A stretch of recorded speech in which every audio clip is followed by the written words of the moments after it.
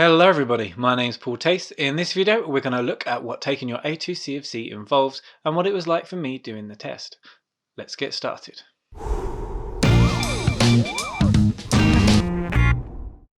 Okay guys, so if you've watched this channel before, you know I've done a lot about the A2 CofC now, and you'll probably know that I've been taking it, and as of about 2 hours ago I finally finished my final exam. You'll be happy to know I got 100%, so a lot of what I've been telling you is fairly accurate. Now I'm going to go over quickly what the A2 CofC is and what it's for. And this is basically what it is it's a certificate which is aimed towards hobbyists, which will allow you to fly certain drones with less restrictions. Now the chances are if you've got a recreational drone and you're watching this channel, it's probably like the Mavic Air 2, maybe even Mavic Pro, the Zooms, not so much the Mavic Minis, although they can be incorporated in this. It's just going to give you less restrictions when you want to fly these drones. Now you'll only really need to do your A2 CofC if you're flying a drone that is 250 grams or more.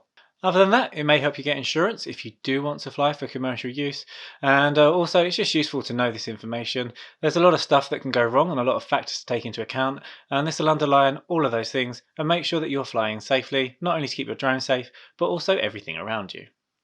Now I've had someone ask how long this course takes place. If you go somewhere to do this, you can probably get it done in the day. However, if you like me, you want to do this online, it will take longer. Now I personally started this on the 26th of November and today's the 15th of December, and I'm just waiting for my certificate to come through now. The reason for this is because I was able to do it at my own pace. I could take the information in when I wanted to and also fly it when I want to, and then also book the final exam. So this is all the things that have taken the time.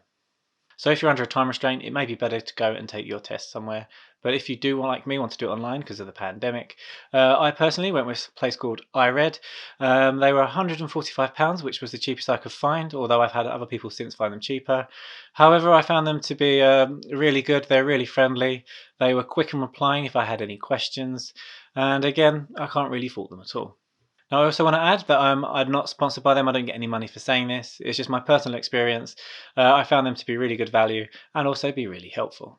Okay, guys, so before you get started, there's a few things you might want to know about the course. For example, during the course, you're going to need to register yourself if you haven't done already. And you're going to need to register yourself as a drone flyer. They do walk you through and show you how to do that. I personally already done it, so I could just skip that step.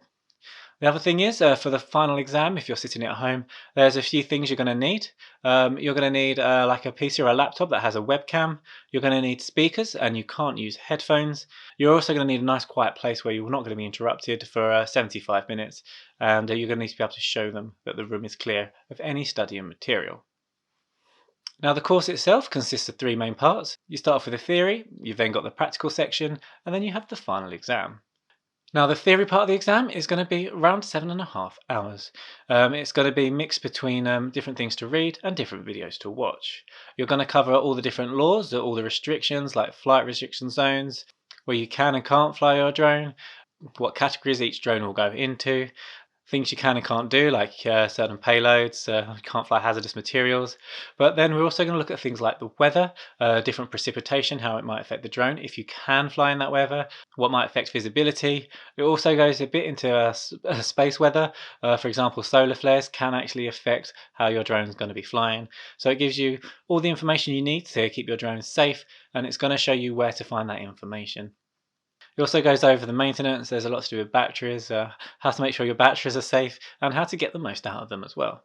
Now, I do intend on flying this commercially as of the 1st of January 2021, and this course has helped me understand what I'm going to need to take into account to do that safely. Now, a lot of the theory is just common sense, and it won't be particularly challenging. However, some of the law things can be a bit difficult and different numbers, so it can be a bit to get your head around, but you've got as much time as you need to understand it. So once you've gone through all the theory, you'll then come through the practical part of the exam. So when you come to your practical, you're going to need to get out and fly your drones and practice flying under the A2 and A1 conditions, depending on what drone you have, under different circumstances. So if you're doing your course before the 1st of January 2021, you can fly using the drone code and making sure you're sticking to the A2 and the A1 sections of the open category. But after the 1st of January 2021, you're going to need to find some A3 area that you can fly your drone and practice flying it as an A2. So this means that you're going to need to find someone that has some land that's 150 meters away from any recreational, industrial, commercial or residential areas and have their permission to fly there. Once you've done that, you can then practice. Now, I personally had to take logs, and then just as I was about to submit them, they've then taken that out of the exam. So you don't actually need to provide logs, you just need to declare that you have done this. So once you've done your flights, they recommend between an hour to 2 hours of flying, you can then go through to do your final exam. Now, for me, I went with iRed, as I've said, and I just had to phone them up or email them and arrange the time to do mine. Once I'd done that, I then logged onto the laptop, I went onto Google Meets, and I connected to them over the internet. I had to show them around the room, so they knew that my room was completely clean, under the tables, so they knew I wasn't cheating, and then they also watch your screen as well. The guidelines are set out by the CAA, and they have to make sure you're not cheating. So once they're happy you're not cheating, you're then ready to start the exam. Now, the exam consists of 30 multiple choice questions, and it's all based on the theory you've done before. So if you haven't done it too long ago, it shouldn't be something you get too stuck on. Now, I managed to do mine in 20 minutes, so the 75 minutes I felt was really generous, and you're going to have plenty of time to properly read through all the questions, think about them, and answer them. So once you've gone through all the questions, I was then able to review them and then submit them. After that, I went and spoke back to Colin, who was my course instructor, and they'll go through anything you've got wrong if you did get anything wrong, and I'll also answer any questions you've got if you have any additional questions. Now, as you can imagine, with all you guys asking me a lot of questions, I had a lot of questions to ask him, and it was really nice to know that I've got this sound information from a respectable source that confirms that everything I'm doing is safe and legal. So at the end of the call, he told me he was going to send out the certificate and it would be with me in the next few days. So I wasn't sure whether to make this video or not. I feel it's a lot based about my experience, but when I was looking to do the course, I would have found it useful to find something that would let me know what to expect, how long it might take, and if it's necessary or how difficult it may or may not be. So if you have found this video useful, hitting that like button is a huge help to me as a creator, and it lets me know that you're finding some value in what I'm saying. That's it for this video, guys. If you do have any questions, please feel free to leave them in the comment section down below, and I hope to see you in the next one.